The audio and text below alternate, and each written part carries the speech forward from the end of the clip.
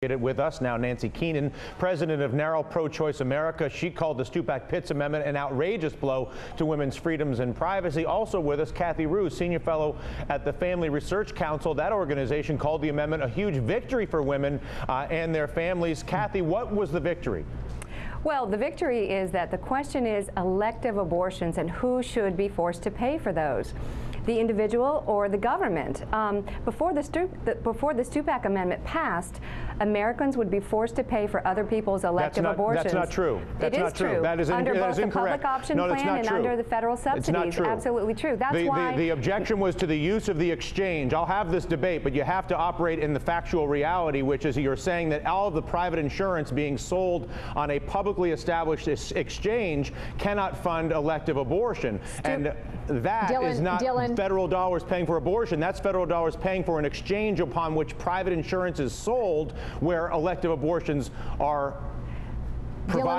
The Stupak Amendment did two things. It prohibits federal funding for covering elective abortions, but it allows private insurers to carry coverage of elective abortions so long as no federal tax dollars are involved. And let me just highlight the point. Kathy, you're not dealing with, you can't, just coming on television and lying is not journalism, nor is it actually beneficial to the country. Let's talk about what we're discussing, which is the establishment of an exchange upon which private insurance will be bought and sold established with federal dollars. Nancy, you were going to say? Yeah, listen, we know that about 80 to 85% of private insurance companies today presently cover abortion care. And what the Stupak Amendment does is basically means that women will not be able to purchase insurance coverage that covers abortion with their own money, in this new health care system. That's the reality of the Stupak Amendment, and it is outrageous that they are saying that this is good for women or that this is somehow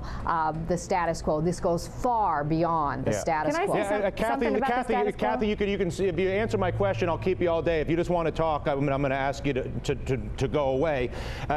Why is it a victory for women to ban women from being able to use their own money to buy private insurance that would cover elective abortion? How does a woman win by being denied the opportunity to use the money she makes working in our economy to buy private insurance that may provide her with elective abortion? Why is that a victory for a woman? Most American women oppose federal funding of abortions. That's not my question, Kathy. I'm asking you a very specific question. Imagine, close your eyes, imagine I'm a woman and I've got my own money and I want to buy a health insurance plan that gives me the possibility of an elective abortion.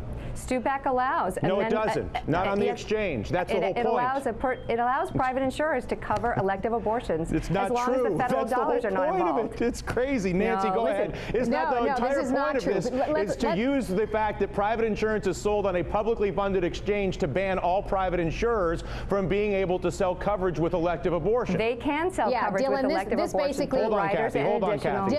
Dylan, you are exactly right. This means that if private insurance companies want to participate in the marketplace, in the exchange, they, as private insurance companies, are not allowed to have policies that provide abortion care because, quite honestly, they are just not going to go into the marketplace if it's not allowed in that marketplace. And that's why it is so far beyond the status quo and is so unjust to women in this country who, again, want to purchase insurance with their own money are not allowed to do it. But it does seem like a good. It does seem like a good way if you want to reduce the availability of elective abortion in this country to basically prevent private insurance from paying for anybody to have an elective abortion. This is a Kathy, hang on.